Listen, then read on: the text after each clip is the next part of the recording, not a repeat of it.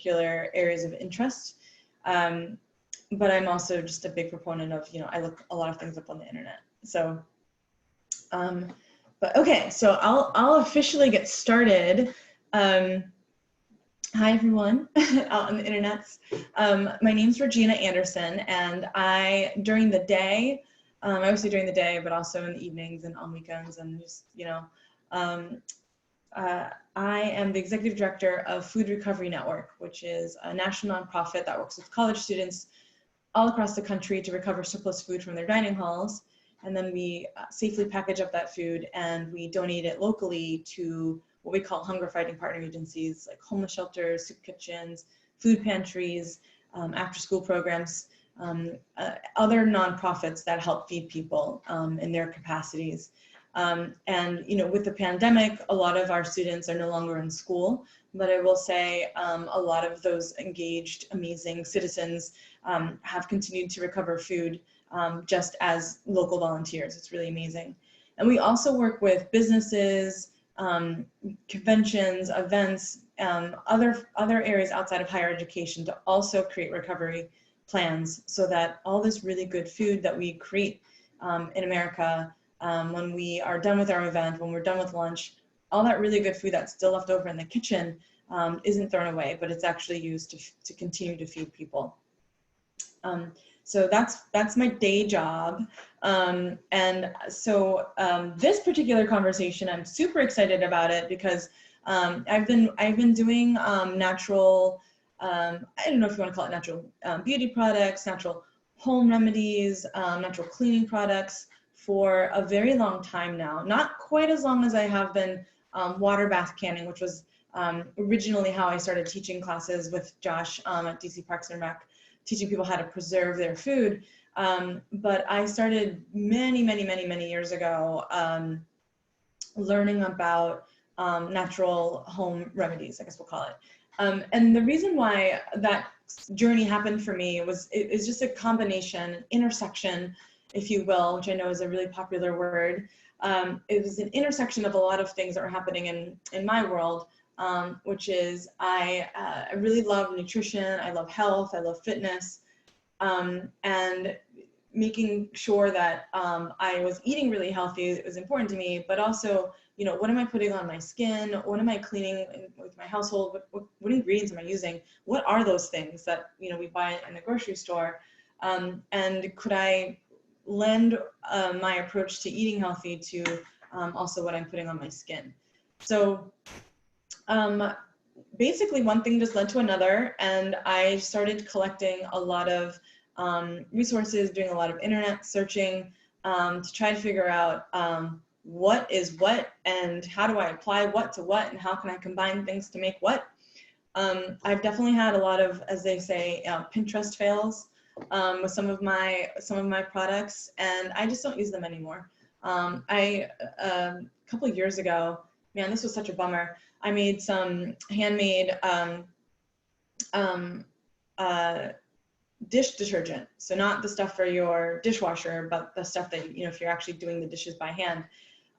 And so I used a few different, it was like baking soda and I don't remember if vinegar was involved, but some, Dr. Bronner's Castile liquid soap and a few other things. And then I, shook it up, and it was supposed to be a liquid detergent, and it turned into a solid.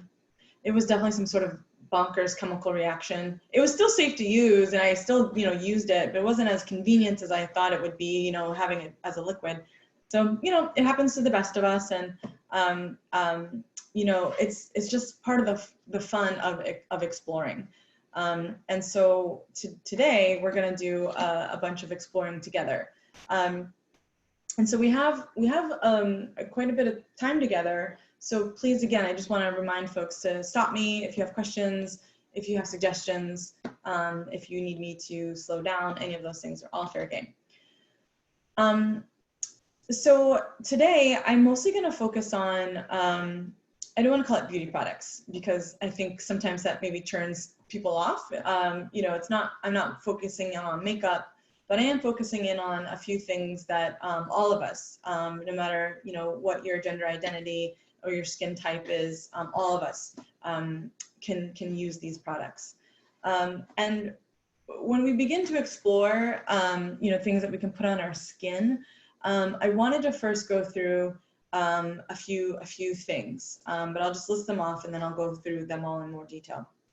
So we want to think about our building blocks, you know, the things that we put onto our skin, or, you know, into the air. Another thing that we think about, you know, holistic, you know, ways that we can just improve our health. So, so the first is oils. And this is in no particular order. It's the order that I happen to be going in. So the oils that we use, and then within that, essential oils. Within that, or next would be fresh and dried herbs, salts and sugars, and then I'll go through some additionals, and I'll give lots of examples of those. So when we think about, for example, when we think about lotions, if we think about facial serums, if we think about things that we put into our hair to keep it nice and healthy, a lot of the materials that we use will be oils. And there are all kinds of different oils that we can put on our skin safely. And so I just wanted to talk about a few of those. My favorite, and you can go online and you can, you know, research some of these different oils and all the things that I'm going to say. You can research online. You can get books in the book, you know, well, in the library once those open back up. Hopefully they have some electronically available at bookstores, especially used bookstores. So of the oils that we're going to go through, the one that I like to use the most is grapeseed oil. And so you'll see this is the 365 brand, the Whole Foods brand, and it's in a glass jar. I try to get as many things as I can in glass just because, you know, a lot of products, if they're in the, you know, plastic #1, that's, you know, usually that is food safe, but I just try to avoid plastics wherever I can. But you'll see some of the things that I have. That's just the containers that they are in. So grapeseed oil. I love grapeseed oil because it is an oil that, from the research that I've done and that I've seen, it mimics the skin, the oil that your skin naturally produces anyway. So it feels very similar to what you kind of have on your face. Another oil that is thicker, so for folks that are, if we're thinking wintertime, if we're thinking I have really dry skin, an oil that's a lot thicker is avocado oil. Now, all of these things you can actually cook with as well. So I'm not going to the beauty product section of the grocery store and getting a tiny little container of grapeseed oil that is really expensive, or the avocado oil that's really expensive. I'm just going to the cooking aisle. Literally, that's where I'm finding these things. And I'll tell you if there's any of these oils that you might not be able to find it there. I will say avocado oil can tend to be a little bit more expensive than grapeseed oil. And so these are just some of the things that you might want to consider. And I'll talk about the benefits of oil in just a second. I just want to go through them first. Another oil that I tend to use a lot, and you'll see in a second here, that I really tend to use it a lot, is sweet almond oil. This is a really big container because I use it all the time in some of the recipes that I'll later on, when we get to the recipes, talk you through. So, and I also happen to, whenever I make any kind of products, another reason why I got into all of this stuff is because I love to make gifts for my friends and my family. And so if I'm going to make any kind of product, I usually make a big batch of it and then give it out to folks. So sweet almond oil is something that I tend to use a lot. And it is very similar to grapeseed. It is another lighter oil that basically kind of feels like your own oil that your skin would produce. Then another example of an oil that I use a lot for my hair is Argan Oil. And then one last that I'll show you if I can find it. Like I said, I'm literally surrounded by all kinds of different products here, is jojoba oil. And jojoba is probably, it's another lighter oil. So you can kind of see from me, coconut oil is another really beautiful product that you can just get in the cooking aisle of your grocery stores. Coconut oil, avocado oil tend to be a little bit on the thicker side. All the ones that I've just mentioned, besides the avocado oil, are lighter, just because that's what I tend to prefer. That's what my skin prefers. I will say another reason why when I was thinking about the ingredients that are in our skincare products, a lot of facial washes will say oil-free, oil-free, and they just have all kinds of fragrances in them, and I just never understood why does it smell this way? Why is it that color? What are those little beads? What's happening here? And I will also say, I have friends who in the mornings, they just splash their faces with water and they are good to go. That's awesome. We all have different needs for our skin. I am not that person. I wish. But I tend to use oils when I make a facial serum. And I tend to use different blends of oils. And I'm a big fan of Pinterest. Like I said, I research, and there's, certain people that I follow on Pinterest. I like their boards. But I have been doing enough on my own that I just sort of, I'll pour in a bunch of grapeseed oil. Maybe I'll do a little bit of avocado oil, literally just a dab of it if it's a winter type thing. And then build from there. So it doesn't have to be an exact science. A quarter of a cup of this, 4 drops of that when it comes to making your own ingredient in your own recipes. But I will say, just monitor what your skin looks like, what it feels like, so that you can make adjustments as you want.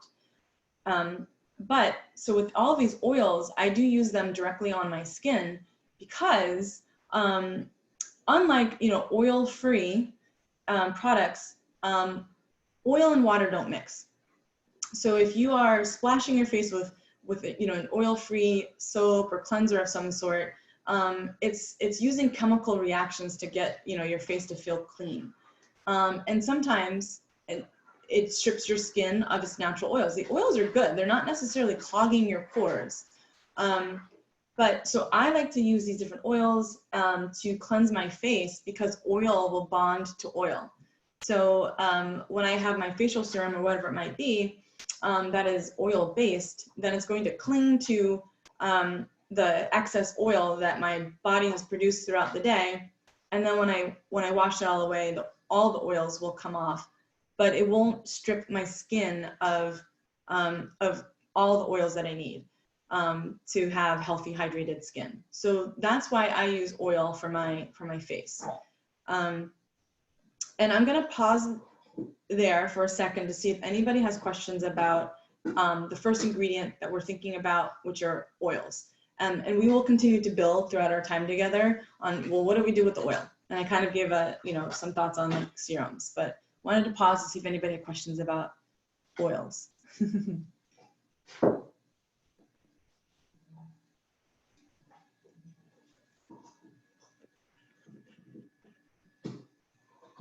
Okay, so the question that we have in the chat is this an everyday thing in lieu of a serum? So I will use these different oils to make a serum. And so for example, one thing that I love to do is I'll use some grapeseed oil. I'll use some jojoba. I love jojoba on my skin. And I will use the sweet almond oil. And then I'll add some essential oils to that. And I'll get into essential oils in just a second. And then I'll put it in a little container, and I'll get into containers in a second. But I just shake it up, pour some onto either, I actually use, this is really funny, me trying to be more environmentally friendly. I didn't always want to use cotton balls because sometimes those are synthetic, and I was like, well, those are, toss away, and I happen to compost, so it's ultimately fine. But I didn't want to keep buying a bunch of cotton balls. But you can put your serum, you know, dab it onto a cotton ball and just wash it all over your face, and then rinse your face. I guess a life hack that I found in doing all my nerdy research is I found that breast pads for women who are breastfeeding work really well. And they work really well to take off your fingernail polish. So they have a backing that is impermeable by liquid, and then it's just a cotton cloth. So I will take one of those. They're just circular pads, and I will put my serum onto that. Like I said, I'll just kind of, you know, roll it around in my face, and then I will circular motion, rinse it off. And so I use my serum when I'm wearing makeup, or if I feel like my skin's a little on the dry side, it needs a little pick me up. I do put tea tree oil in my serum, so it's not something that I use every single day. The squeaking that you hear in the background is my dog, Hobbs, and he made an appearance in the last class that I taught. That's what we're hearing right now. He's got his little squeaky toy, so please forgive the background noise. But really, really good question about serums. And again, it just depends on what you might want for your skin at the time. Oh, Wanda, please. Hi, quick question for you. So have you created any blends with your oil? Like you do have a collection of oils, but have you created some blends? My neighbor who's from Ghana makes her own aloe vera oil after taking all the gels out. And I haven't started yet, but it's something I'm considering doing because I just have a nice aloe vera plant that's growing very well. So I think I could hack off a leaf and try something. Like creating an oil blend with some of the things I have here. That's wonderful. I also have an aloe vera plant and I love it. It's super old, and I definitely have used it, you know, for burns. Or aloe vera is wonderful for your skin. It is just a really nice, nourishing, hydrating plant, which is really exciting. So I have all kinds of blends. Usually for me with the serum, I tend to use the same ingredients, so I don't have like, you know, 4 different kinds, you know, that I'm like, oh, a little bit of this in this jar and a little bit of that in that jar. That's just me. I just tend to stick to, you know, one bottle of the serum that I created using the ingredients that I mentioned, and then I'll just wait until it's done, and then I'll start over. But aloe vera is something that, unlike oils, it's definitely like a fresher ingredient. And so when I use fresh ingredients, I tend to make smaller batches so that it's not, so that it doesn't get into too much contact with potential bacteria. But fresh ingredients like aloe vera are beautiful. And I know that you can also have aloe vera juice, which is just like a thinner, you know, the aloe vera tends to be kind of pulpy, so it's more of like the liquid part without the pulpy, gelatinous part of the aloe vera. Another beautiful product. Thanks for that question, Wanda. 1 second while I tell my dog thank you for doing his job.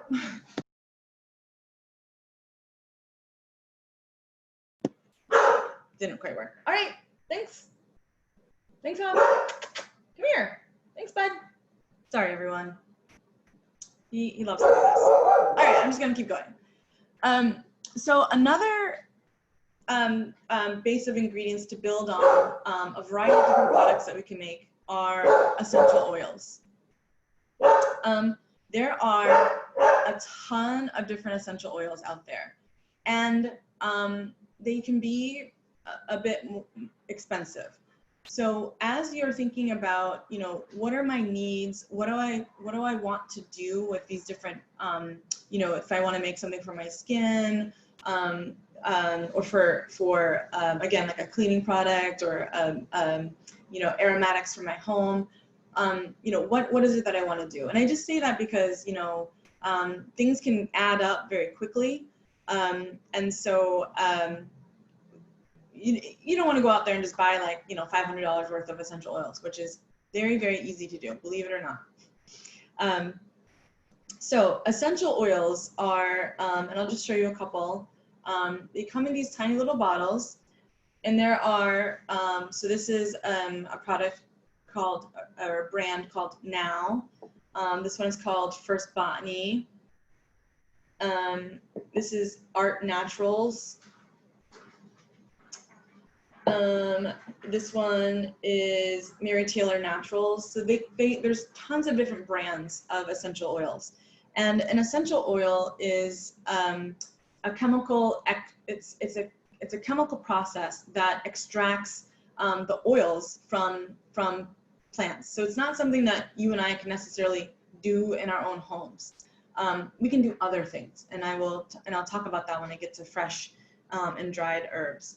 And so, and this process, it's also very, very concentrated. So it takes a lot of peppermint leaves, for example, this is peppermint, to make a bottle of this extract. And because it is so concentrated, a lot of times you don't want to necessarily touch an essential oil with your bare hands. And again, you know, I definitely want to recommend, you know, as I mentioned earlier, going to the bookstore, going to the library, and getting, you know, some reference books. So this is a reference book that I love a ton, and I'll make sure that I send this over to Josh so that we have the names of you know, the resources that we're putting out there. I have another essential oil book. I just don't like it as much. This one, I pretty much, I read this at night before I go to bed. It is one of the 12 stacks of books that I have. Because it's just nice to think about, like, oh, what does Jasmine do again? Oh man, I have a, you know, I know it's mosquito season. How do I get rid of mosquitoes? So this book in particular goes through, has tons of different recipes for a variety of different ailments. And then it goes through every single essential oil you could possibly think of. And it talks about what the application methods are, what it smells good with, what are some of the side effects, you know, precautions, and then the medicinal uses. So it's really helpful book to have on hand. And it will tell you, you know, if particular essential oils are, if you shouldn't touch it with your bare hand, because it can burn you. And some essential oils, you really, really, really have to be cautious about ingesting them. Until you feel extremely safe using essential oils, I would say, you know, that's, if we're doing, you know, 101 here, just getting to know some of the more common essential oils. 201 is, all right, I feel good enough to, like, I know I can put this one on my skin directly or not this one.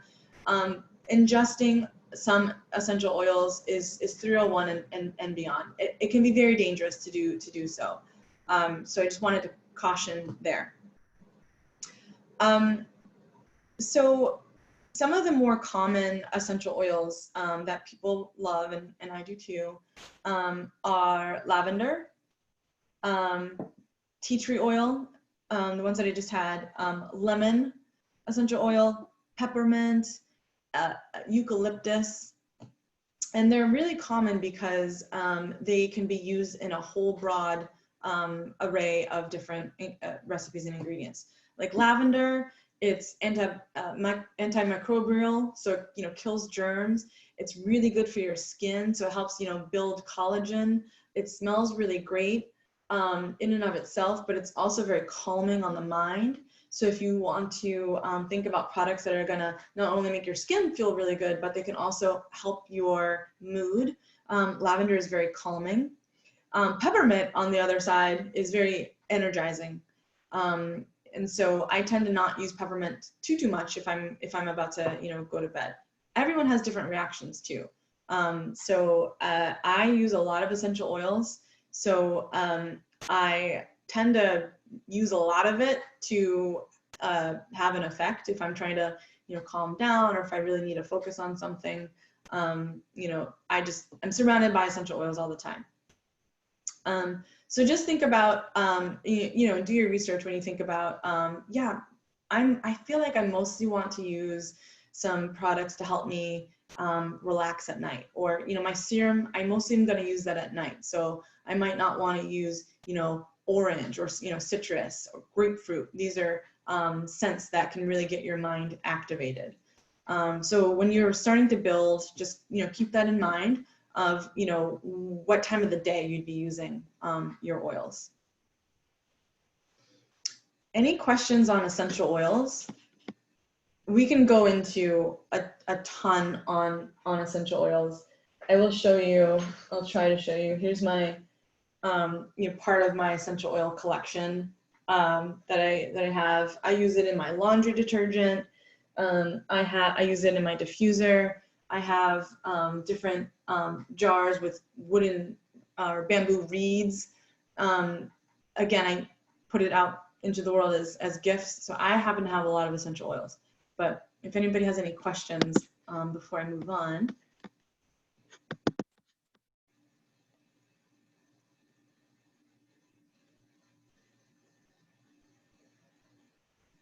Okay, great.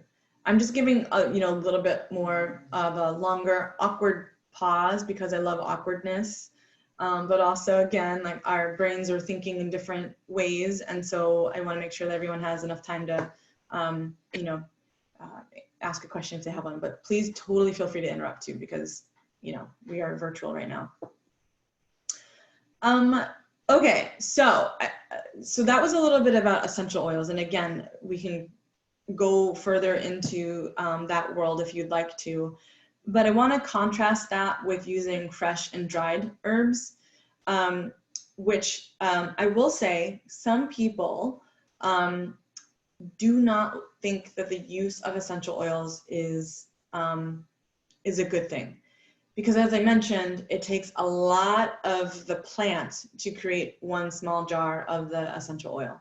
And I can understand that. I happen to have made that decision in my life that I don't mind using essential oils, and I actually really benefit a lot from them. But we can also use fresh and dried herbs in our building of the things that we might want on our skin, or again in our homes around us. So I wanted to show a couple of different examples of that, and one of the more common things that I wanted to show as I reach around here is dried lavender flowers. So these are really wonderful. They smell really great and have a lot of the same properties that I mentioned as the essential oils. So it's really calming on the mind. Now, because it's not an oil, it might be a little bit harder to, you know, let me show you what these look like. My dog's running because he thinks they're a treat. But you can actually put these directly in oil and let it set for like a little while. And you can do the same thing with fresh herbs too. So I don't know if you've been to a restaurant before where they have like those big jars of olive oil, and you can see like the peppers in there, and you can see the rosemary in there. It's what that's doing is it's extracting the oils from that particular product and infusing it into the olive oil, the avocado oil, the blend of oils. So you can do that too with some dried herbs.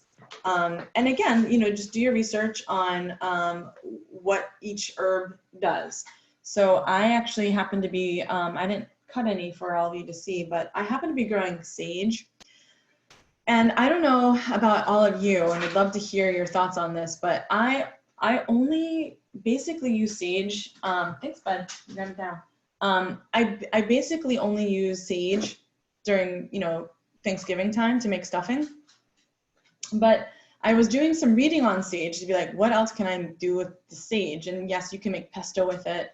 But one of the things that I read about sage is for people who, this is the second time I'm talking about lactation, but you know, women who maybe are lactating and want to not lactate anymore, you can basically make a tea with fresh sage and hot water. Bud, no, go lay down.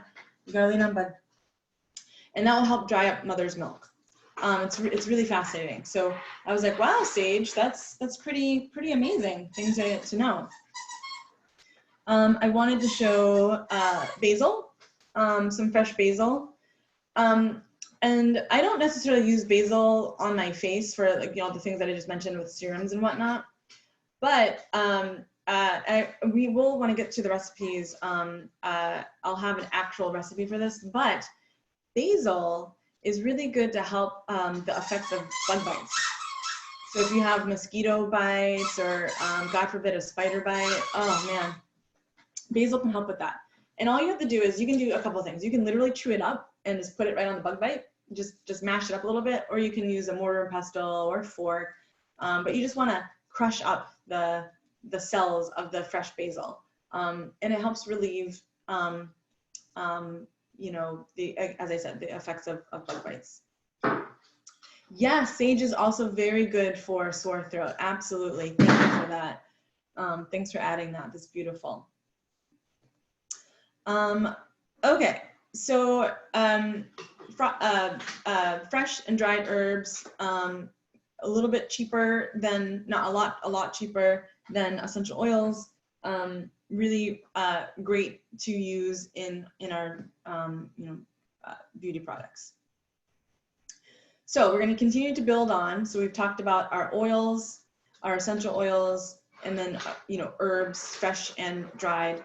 So the next thing that I want to talk about that's really helpful to make all kinds of different recipes using the things that I just mentioned are salts and sugars. Because with salts and sugars, we can make a lot of scrubs for our body. We can use the scrubs because it acts as an agitator. We can use it just like on our bodies. We can use it on our lips, which is also it's all our bodies, but we can use it on our lips. We can use it on our scalps to help with, you know, the relief of, you know, tight, itchy scalp. If you happen to have dandruff, again, I'm thinking about the winter, or thinking about, you know, sometimes people, you know, we get like little dry patches here and there. Maybe we're not drinking enough water. Scrubs can help gently exfoliate. So I wanted to show you all a couple of different things. So the first is, this is my big jar of sugar. I have it labeled. There we go, sugar.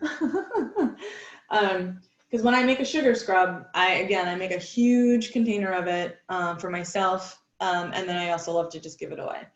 So sugar is the basis that I have for a scrub that I would use. I feel okay to use on my arms. I feel okay to use it on the sensitive part, you know, of your chest, because it's a finer grain, and so it's just really versatile in that regard.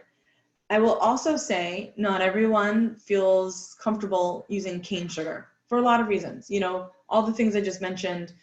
You want to also think about your personal decisions around what's ethically important to you. And I know that cane sugar, you know, if you think about the Domino sugar, it's cheap, but you know, what are the practices that they use?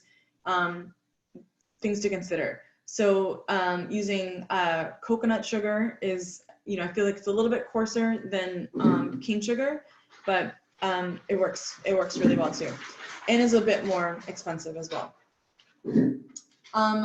Then the other product that I use often is salt. So this is my big container of salt. And I will say, in terms of where I get a lot of my products, I get my sugar, my salts, a lot of my oils, my vinegars at, you know, I live here in DC proper. So I go to a co-op called Glut in Mount Rainier, right on the border of Maryland and DC. And they have all kinds of really wonderful bulk products, teas, sugars, rices, all kinds of different herbs and spices. It's a wonderful place, and they're always playing really good music, and it's nice to support local. So that's where I get all of my salts and my sugars. But I will also say, in terms of salt, I wanted to show you this too. So this is some salt. This is a lava salt that it's from Hawaii, no, from San Francisco. and so because it is mixed in with, you know, the processes, I guess it's like where they extract it from by the ocean, but it's also, you know, a volcano is near there. So you can't really tell, but the grains of this salt are very, very big. And so salt in general, if we think about sugar to salt, the grains of salt are definitely a lot thicker. And so I tend to use salt scrubs when I'm doing my elbows, my knees, and the back of my heels. Oh boy, when it's summer and it is sandal season and we are all walking around drying out in the sun, you look down, your feet are all like dried out mess, back of your heels. I use salt scrubs. And I'll talk more about how to make a salt scrub in a second here. But there's all kinds of really fun salts, you know, pink Himalayan salt, you know, it looks really good, has the same, you know, grain texture as, you know, the white, you know, table salt, sea salt that we might have.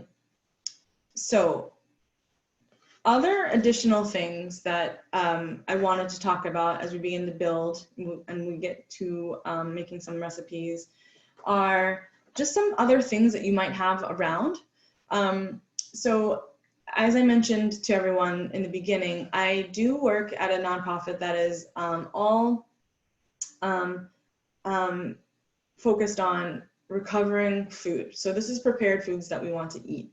We want to make sure that we're not wasting food at the very beginning. And so one way to do that is to think about, well, how can I use all of my, all of the food that I have available to me? So I wanted to talk about a couple of things that we might have on hand that we can give a second life to. So here is a fun little plate of a couple of ingredients that I have here. So this guy right here is actually the core of a pineapple. I love pineapple. I buy whole pineapples, even though they're a pain in the butt to, you know, peel, I guess you'd say. It's cheaper than getting it, you know, well, I don't want it in a can, but it's also cheaper than getting those little plastic containers that are already cut up for you. Then you also have plastic. So I don't mind cutting up a pineapple. But so this core, pineapple has a lot of really beautiful, thanks Kristen for spending some time with us, has a lot of really wonderful enzymes. And so and the enzymes are things that can help you to dissolve if you have blemishes, if you want something, I guess I would say, I don't know if I want to say acidic, that's not quite the word, but enzymes. And so it's really, really nice in that regard for, you know, if you want to do a facial mask. So what I've done before in the past too is I just put this in my blender or in a food processor and I get it, you know, all nice and pulverized. And then I'll actually add some of that lava salt and some, you know, sweet almond oil, and I'll make a scrub that way. And you can also just blend up that pineapple core, and you can just like put that on your face with some, again, sweet almond oil, grapeseed oil, and just like kind of like walk around with it for a little while. And you have your own, you know, spa in your house. It's really lovely. But, you know, even though it'll wash away in the drain, you are getting more of the benefits of that pineapple core than if you were just to compost it. The other thing that I had here is I'm a big coffee drinker. I didn't have nearly enough coffee today, but I thought I'd stop before I got ahead of myself. Otherwise, I'd be bouncing around the room. But this right here, this dark stuff right here, this is some coffee beans from my coffee this morning. I blended up, ground up my coffee beans, made my coffee, and I had some extra, you know, the spent coffee beans. You can do a ton with coffee beans. Again, it is coarser depending on how you you know, grind up your coffee beans. But again, you can add some oils to that and use it as a scrub if you want to. I don't think I'll have enough time today to get into it, but another thing you can do is put spent coffee grounds if you're gonna make homemade soap. I know a lot of us, if we have gardens, I was just pruning tomatoes today, and you get like the tomato fingers, garden fingers, where they're just like kind of black caked on. Having an agitator like coffee beans really can help get rid of that as we wash our hands. So it's a beautiful thing. This is a cherry that, you know, I'm gonna eat this cherry, and then I have this beautiful cherry pit after. And I just wanted to talk to everybody about that, because pits, even like from an apricot or from peaches, strawberry tops. A lot of times what I'll do with the pits, because there's usually still some skin on there, is I will just put them in a jar with some vinegar, and I'll just let them set for like, you know, 3 to 4 weeks in a dark place. And then again, that, you know, the flesh of what's left on the pit will start to blend into the vinegars. And now we have vinegars that we can, you know, use for cleaning products, that we can, you know, I don't typically, if you think I do, I typically will use vinegar on my hair if I'm doing a rinse. So apple cider vinegar mixed in with some, you know, again, pits of cherries, of apricots. You can just use apple cider vinegar in your hair as a rinse, and it just makes your hair really shiny because of all the properties of apple cider vinegar. You will definitely smell like apple cider vinegar though. I will just warn you that. So, okay. So tea is another really wonderful product. If we think about, you know, green tea bags, you know, rip that open, you have all those nice little tea leaves. You can add that into your scrubs. You can mix that into, you know, some oil on your face if you'd like to. Walk around with it to really let it set in, and you're good to go. I will say, you know, natural products like this, especially when we think about cleaning products, or when we think about things that we are ingesting, it's not an immediate like, okay, you know, like taking Tylenol or something. It is more gentle on your body, and so you know, lavender, things like, I don't know how to pronounce this at all, so if anybody does, let's see, it's an essential oil that I love a lot. It's really good for your skin. It helps with scarring. It helps build back collagen. Jasmine and Neroli are items that are really good on your skin, but it's not Botox, right? So it's like thinking about, you know, what are the kinds of things that you want to put on your skin, and what are the kinds of results that you want to get. Sugar scrubs and salt scrubs with some nice oil on it, oh, you will feel like $1 million afterward and feel immediately hydrated for sure. But for some of the bigger, longer term things, that's just a consideration to make. I'm just turning on my light now. Suddenly it feels like it's going to storm.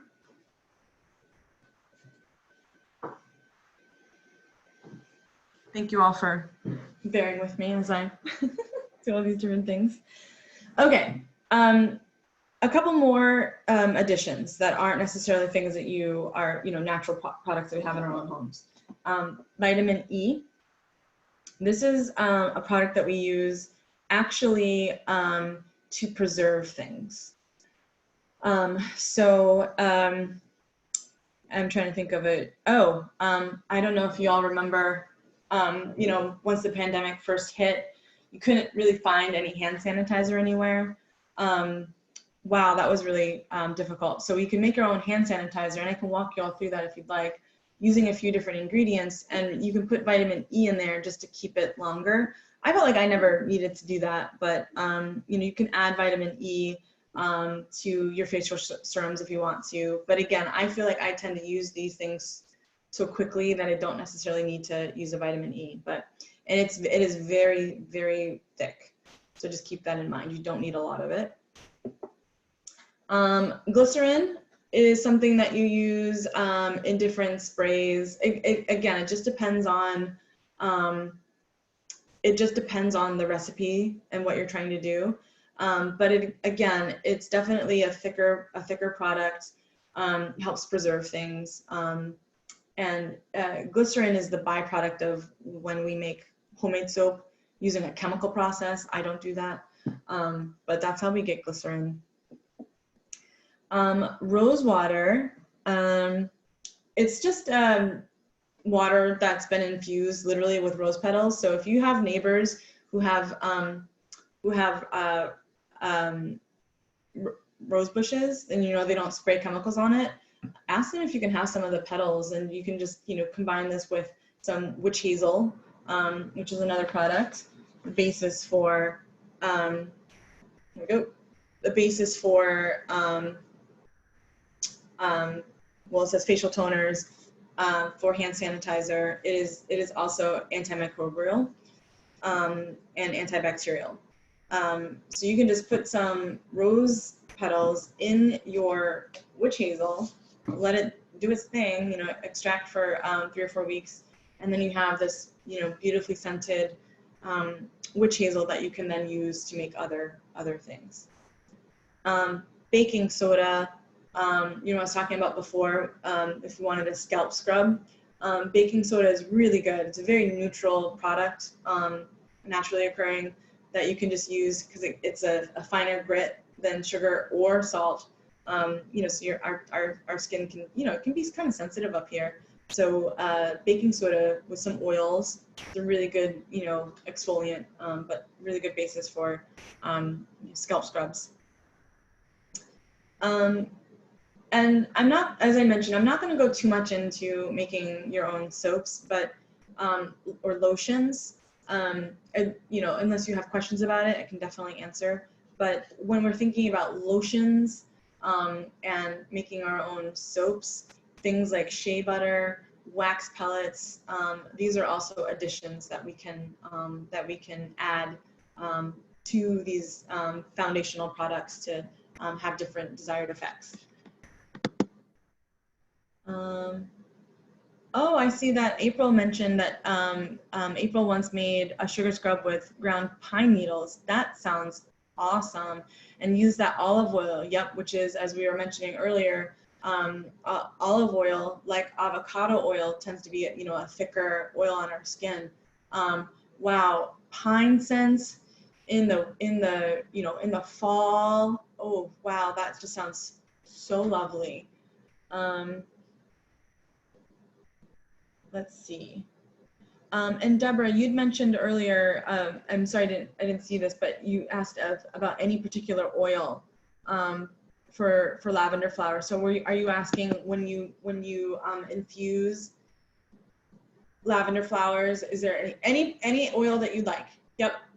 Anything that you like. I know that this is going to feel good on my skin, or if I happen to be giving it to somebody. Again, drier skin, these thicker oils, olive oil, avocado oil, are really good, but definitely up to you. And again, we can make blends.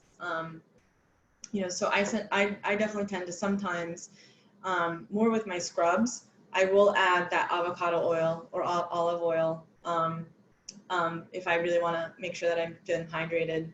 I have, I'll make hair masks. So just like walk around with a blend of oils in my hair. And if I'm feeling particularly dry, I will use a lot more olive oil or avocado oil. So just depends on what you want to do. Okay. So I was talking a lot about scrubs. And so I wanted to walk everybody through making a sugar scrub, just so we can kind of do it together. And again, there's really no right or wrong. There really isn't. When I talk about my canning class, there's a right and a wrong. You want to make sure that things are really clean, and obviously when you're doing this as well. But there's just definitely less wiggle room when you're canning, for example, than when you're doing this kind of fun stuff. You know, if you have too much olive oil, you know, that you're using in your sugar scrub, you know, nothing bad is going to happen. But I will say, be careful when you are using your scrubs in the shower, because it does make your shower floor very slippery. So something bad that could happen, but not because you know, there's a chemical reaction or something went sour or turned acidic because you poured in all kinds of olive oil. So when I make scrubs, I tend to use a lot of oils, and I'm not even going to give a measurement. Literally, and I'm gonna just use this jar that I have here, because I just want everyone to see the process and feel comfortable with, like, oh, okay, I want the product to feel the way I want it to feel. That's what is good enough for me. So, and then really quickly, I will talk about, you know, containers. So I use containers like this for sugar scrubs, for lip scrubs, and I have, you know, big containers like this. You know, if I'm using something like this to send off as a gift, because I have a lot more of the product that I want to give out. I got this at Goodwill for $3. So I'm always on the lookout for jars. I will reuse jars. You know, whatever you want to put the product in. I have tons of these like little misters that I did order these from Amazon because I need a lot of them. But they're just little cobalt blue misters. If I'm making a facial spray, a room spray, bug spray, which we'll get to in a second.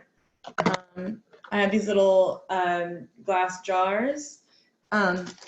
This is what I would put my serum in. That's just me. You can use something like this too. Just be careful when you're using oils. You really don't want to put water in your oils, because water carries bacteria, and that can, you know, speed up the process of things just, you know, getting, you know, like mold around the container, and we don't want to put that on our skin. But I will literally fill this up with all my different oils, my essential oils, and then I can shake it up, and then it has a smaller opening, so I can just dab it on my little cloth or whatever I'm using, cotton ball, and go to town. So there's all kinds of fun containers out there. And again, it just depends on what you're trying to accomplish.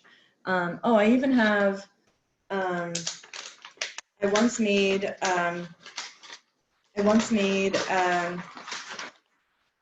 this is a little eyelash container, and this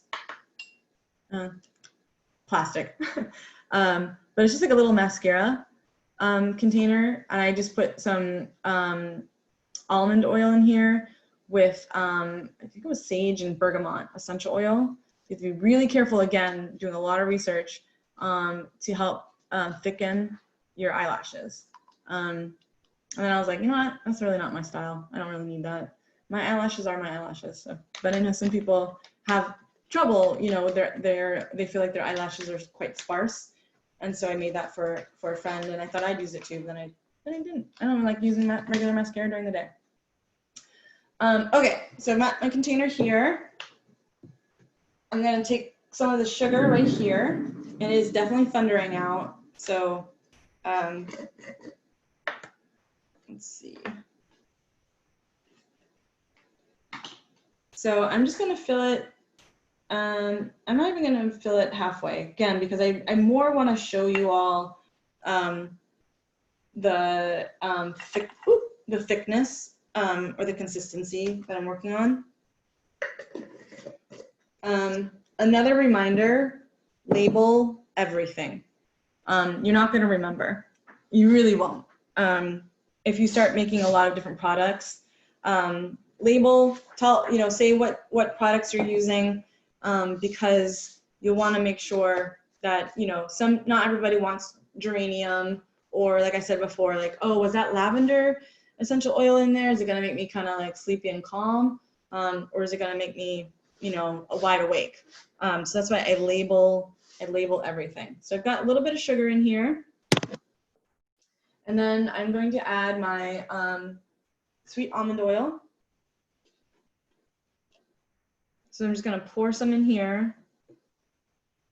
And you can kind of see it at the top because I haven't mixed it up yet. So it's probably about, you know, not quite a third of the jar.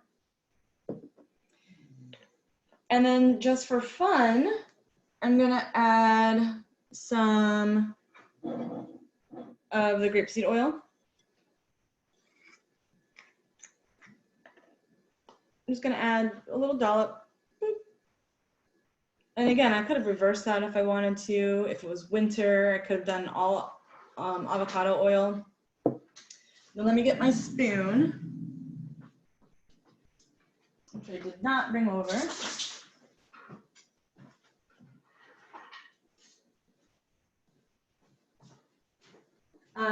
If I wanted to, well, heck, I will. I'm gonna add some of these dried lavender flowers in here, just because, again, it's just like kind of fun and pretty. So I just did like a little toss of the lavender flowers. And then I would add, with this, I would add my essential oils. And I would, again, this is something where if you have a recipe and it says, you know, 5 drops of this, 10 drops of that, I would follow along with that until you got a better sense of how your skin and your nose reacts to different essential oils. So, you know, with this, I tend to add this Hilcrystinium. I'm really not saying this right, but again, so I was saying it's really good for scarring. It's just really good for healthy skin. It's good for skin repair. Hey, Hobbs, off. Hey, my dog is jumping on the counter now. Hey, bud. I would add Jasmine, which is also really, really good for your skin. And before I did that, let's just look up the properties of jasmine real quick. Because I would want to remind myself, you know, if I take showers mostly in the morning, do I really want to be surrounded by a bunch of jasmine if it's going to kind of slow me down a little bit, make me really calm. So jasmine is really good for acne. It is also antibacterial, as I was mentioning. It's good for depression. It's an expectorant, which means if you're not feeling well, if you have like a chest ickiness, it can help you cough up whatever might be in your chest. It's good for nervousness. It helps with PMS and relaxation, as I said. Aha. And it's really good for scarring and skincare. It's good for stress and stretch marks. So I would probably not add jasmine to this particular blend if I knew I was going to use it to take showers. Now, that is something that I have more than one of. I have scrubs that I would use in the mornings and some I would use at night if I happen to be taking a shower at night. So I'm just going to mix this all up. Nice and pretty. Now you'll see that this is pretty soupy. So I've mixed it up, so it's pretty soupy. And so what I'm gonna do is I'm going to add a little bit more sugar, but I actually tend to like my scrubs a little on the soupy side because I like to have like a layer of oil over the sugar or the salt, just because I don't have to mix it up too much. It's not going to be just like, oh, dried out, sugary, you know, unless you want it to like really blend over your skin. So I just added just a little bit more. I'm literally eyeballing this. You'll see it's a little bit thicker. And then it will tend to settle. You know, I just have a spoon in my shower with me so I can mix it up as I go along. I'm just gonna add a little bit more sugar. I'm getting closer and closer to how I happen to like it. You might find you do want your more sugar than, there we go, more sugar than oil. So, and it's kind of hard to tell virtually, but so this is like a nice thick kind of porridgey consistency. My nice little sugar scrub here. And I literally would just bring this into the shower with me, uncover it, and I would, because it's sugar, I would just pour this all over me, kind of, you know, give a nice little scrub, and we'd be good to go. So we're using our foundational ingredients, the oil, the essential oil, sugar, to make this particular product. If you did want to make this a little bit drier, you could make, and maybe add some baking soda. You could do the same thing. You can even use this and use it on your lips, but our lips are very sensitive. So I tend to, you know, put in some baking soda. It doesn't taste great, but coconut oil that does taste great. And you can just put that all on your lips. I tend to not do underneath my eyes. You know, you can do other products for that. And let's see. I really quickly wanted to just talk through a couple of other recipes.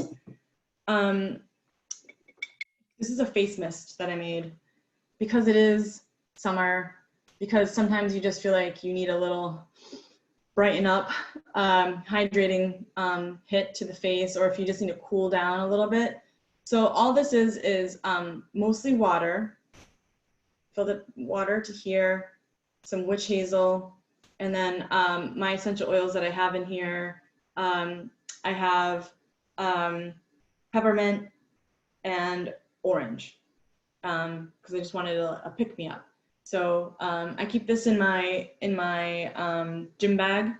So it's really nice. If you wanted to make a toner, which is to tighten up your pores, I would just use the witch hazel and your essential oils. When I was mentioning before, and I'll stop here for questions.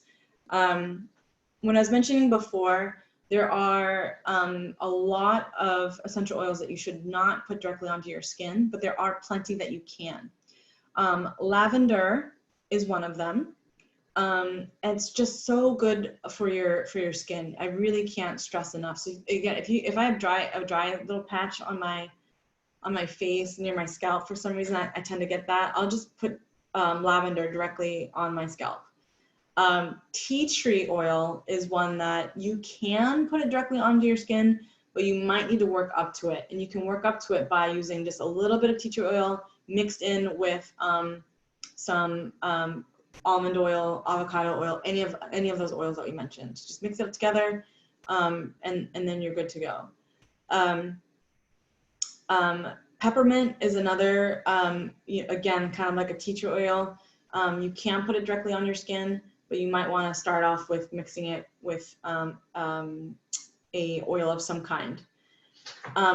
I wanted to mention those things in particular because not only are they, like I was saying, antimicrobial, antibacterial, lavender is really good for your skin. Tea tree and peppermint also are really good at extracting things.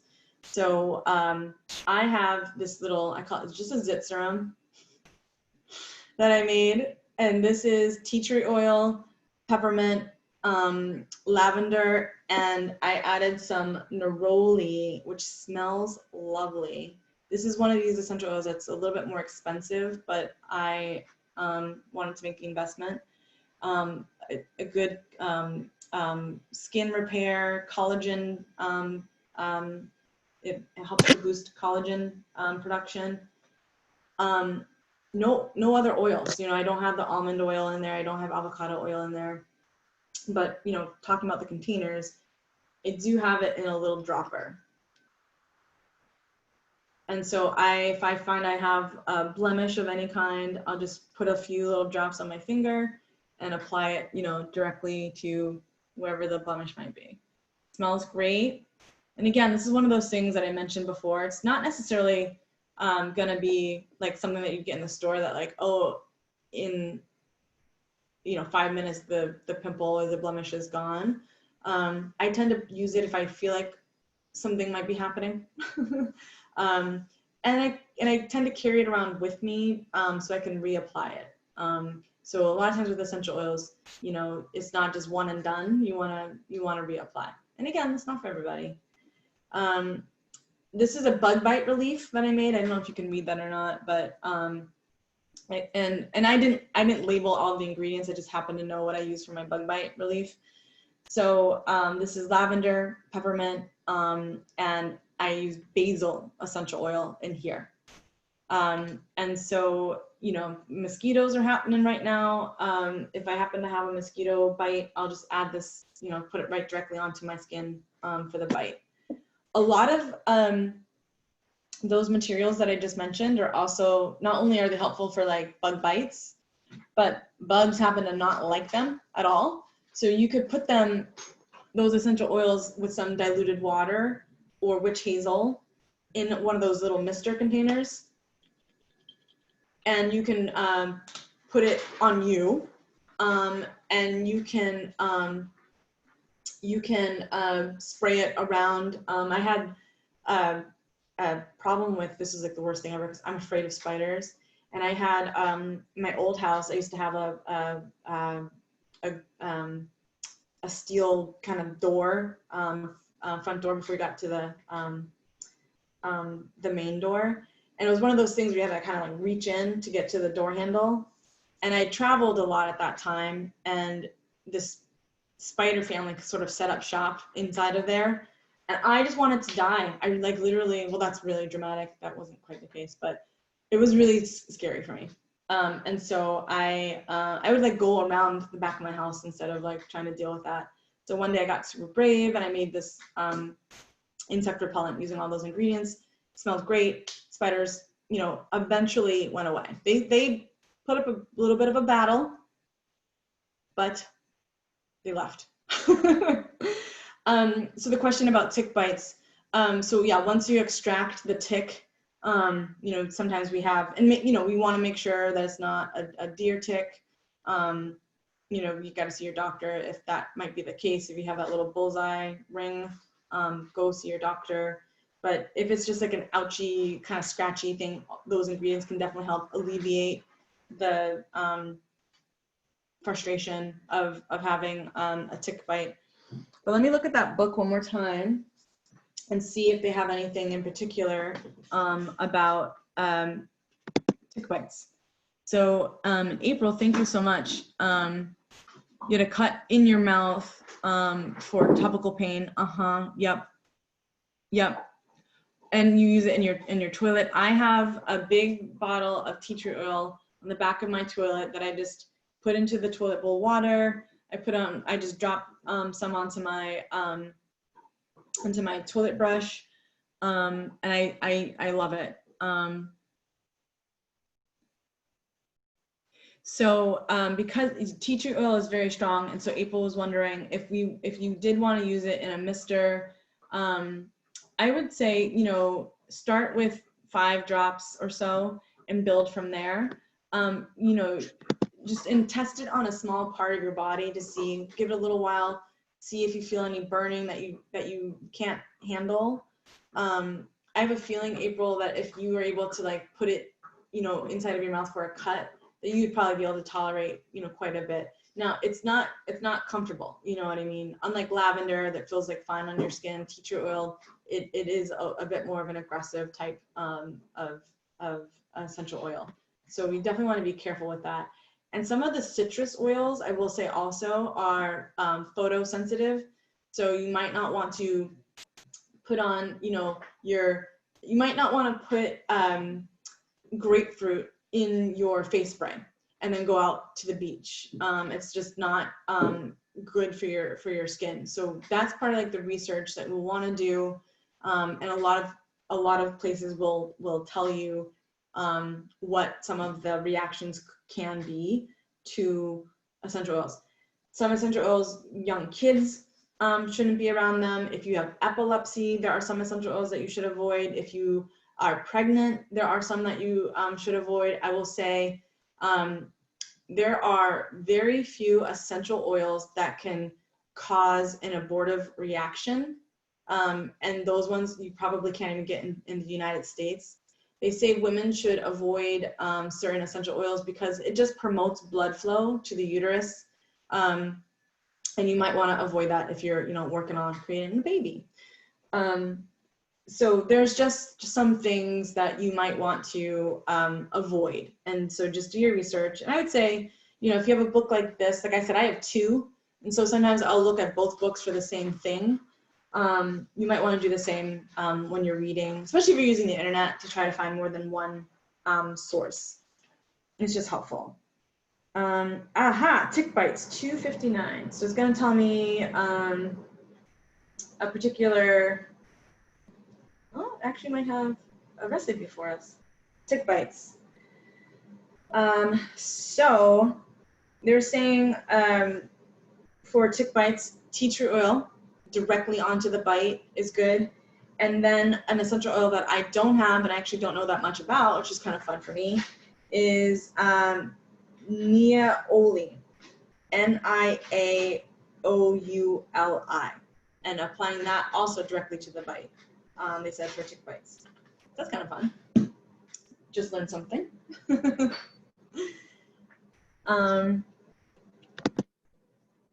Okay, great.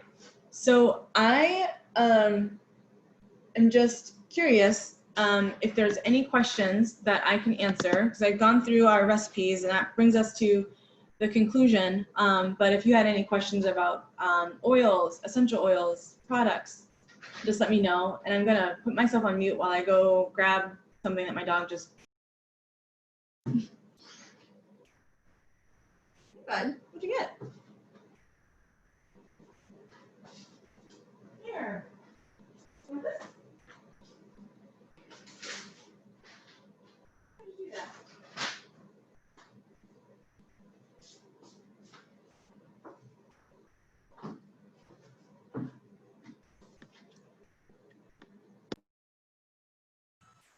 Okay. Hi, Regina. Oh yeah. Hi, Deborah. Yay. So I was wondering, you had mentioned the facial serums. Do you have any good recipes that have like citrus in them? Because my skin does really well. It's like really brightening with citrus.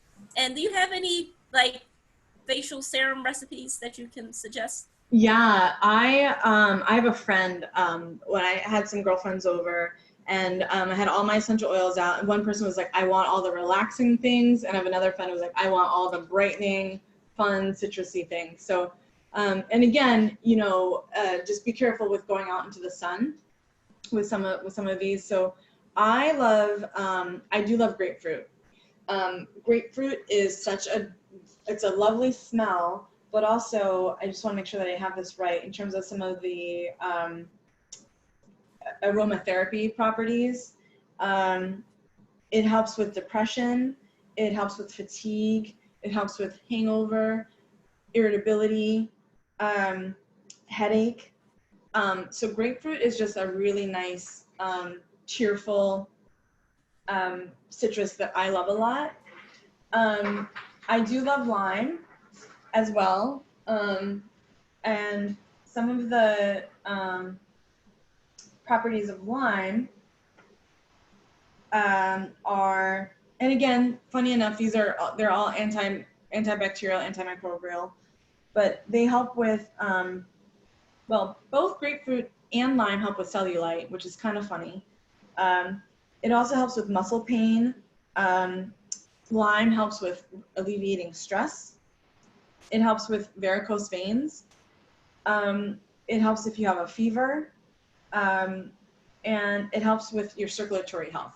So, and it smells great. And another sort of tangent to I thought I had some out here for everyone I wanted to show everyone. Here we go. Sage is bergamot. It still has that, or excuse me, to lime. It still has that citrusy lime scent to it. But bergamot, I actually use a lot of times in my hair because it helps to promote hair growth. But you could also use it in your serum as well. And again, it's just like adjacent to, lime in terms of smell. Lemon, mandarin, very similar to orange. All of those things are just going to be very like sunshiny, as I call it. Yeah. Thank you. Of course.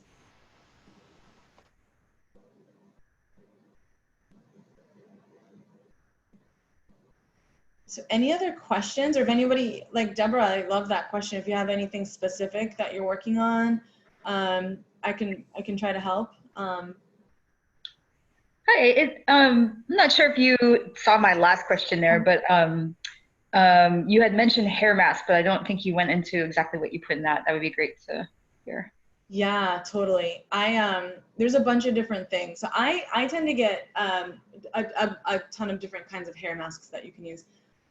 For me personally, I tend to get very dry hair right here. No matter what I do, I'm just like, oh my gosh.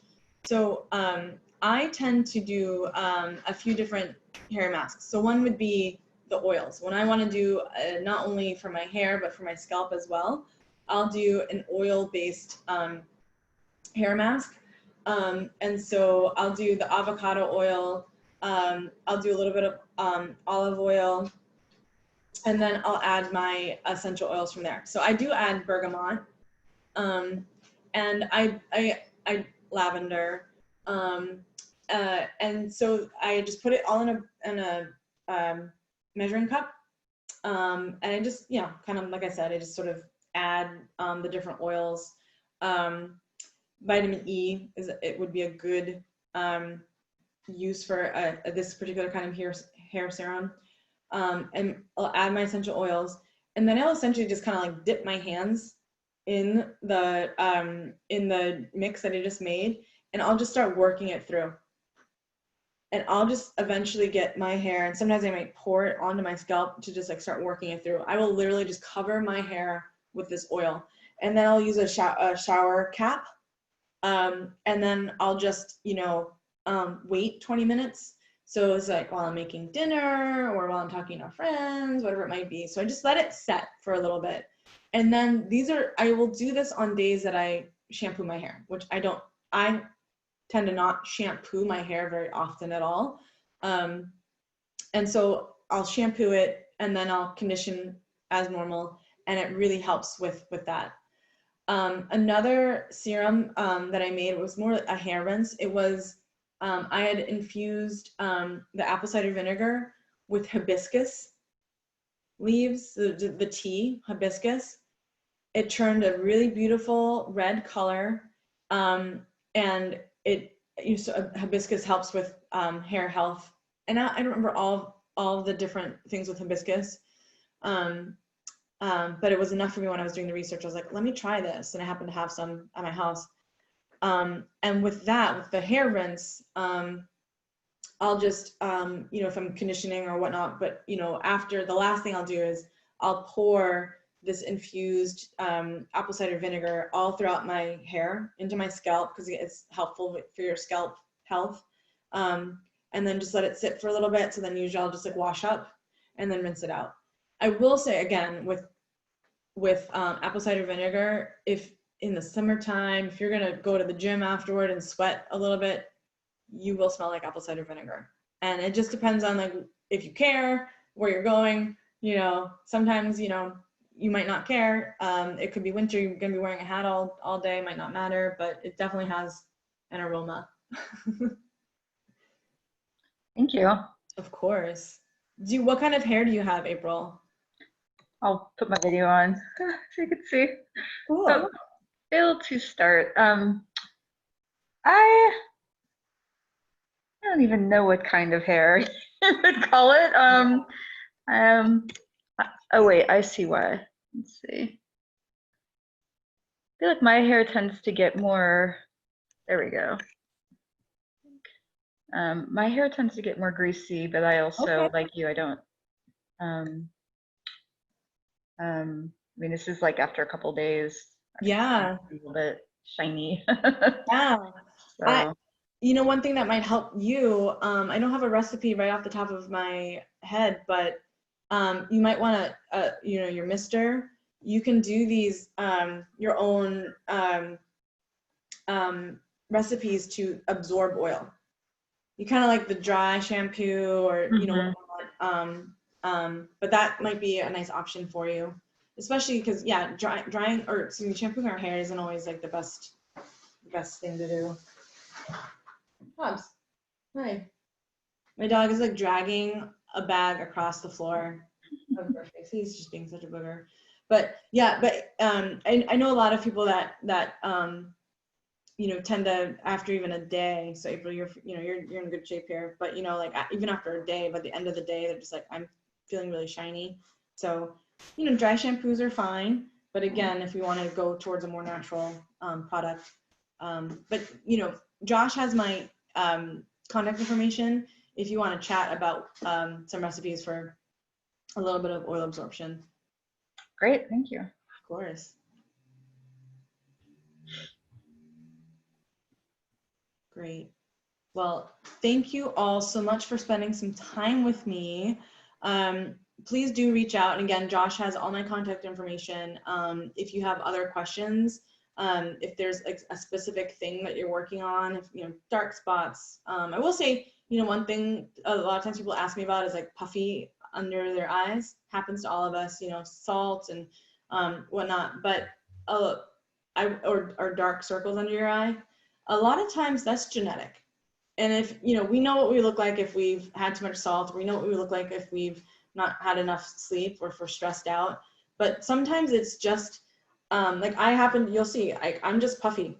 That's just like how I am. I have a lot of fat under here. And so no amount of essential oils and, eye coverings is going to change that. That's just like the way, unless I do, something surgical. And so same thing, like if people tend to have like dark under their eyes, it could just be, it's just a genetic way that your skin is. And so I think that's part of like the loving ourselves and knowing, what we can and cannot change and going from there. So, but if anybody has anything specific that they want to chat about, I literally can talk about this all day long. So I'll ask one more question then, because when you mentioned dark spots, like I have like hyperpigmentation from not being good about wearing sunscreen, stuff like that. Is there anything that sort of like smooths that out? Yeah, too much. Yeah, no, that's great. It's not gonna do it right away. Again, it is like putting it into your scrubs and using it, as part of your daily or every other day, or but the I cannot pronounce it, but the Grapeseed oil helps with dark spots. The Neroli helps with dark spots. Because I have one here. I have a little sunspot, and so I'll just like dab it right on there. So I would recommend those two things, and those are two that you can put directly onto your skin. How do you spell the one that you're having trouble pronouncing? This will be better for everybody. So it's HELICHRYSUM.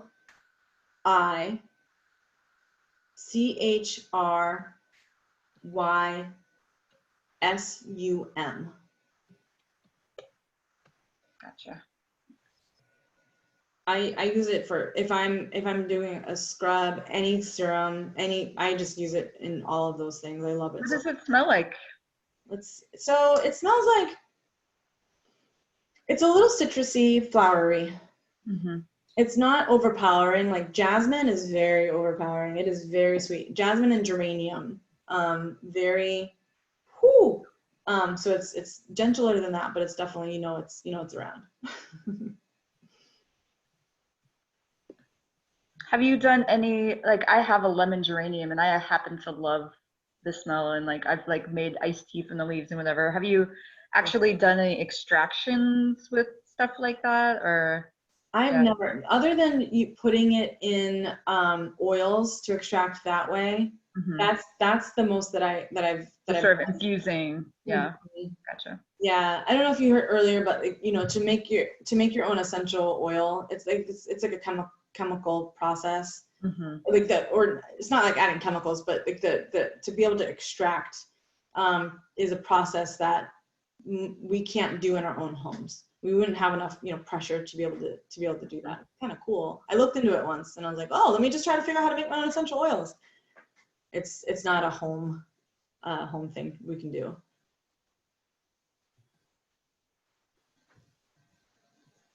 Aha, yes.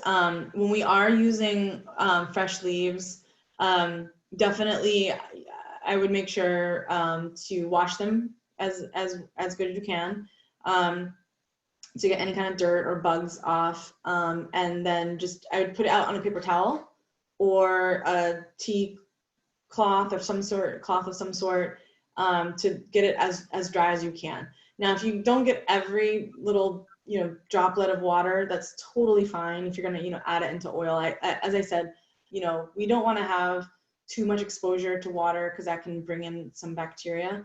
But like I said, my sugar scrubs are in the shower with me. I have the cap on and I'm using them up enough where I'm not too worried about it. But yeah, we definitely try to, when we're using herbs and things, to use products that are, you know, as fresh as we can get them.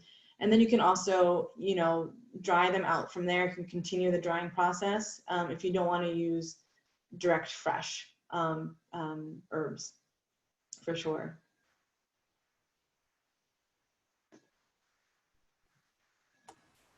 Can you use a dehydrator for the herbs? Absolutely.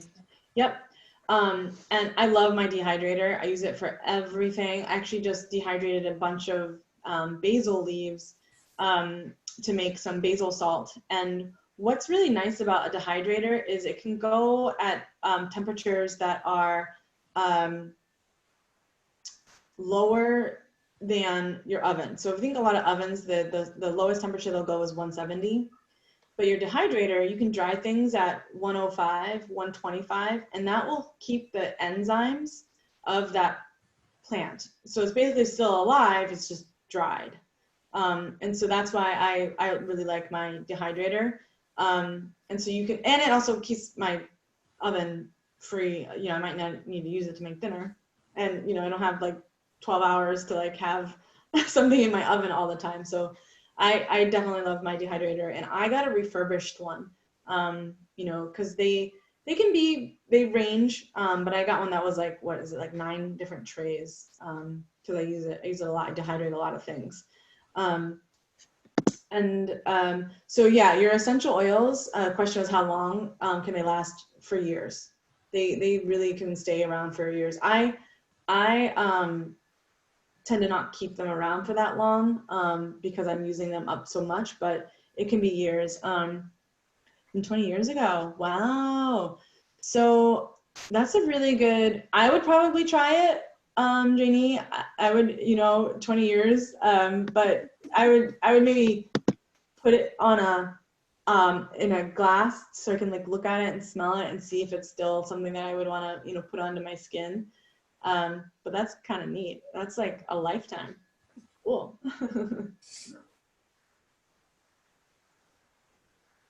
Great. Thank you, Jenny. Awesome. Well, I really appreciate spending this time with all of you.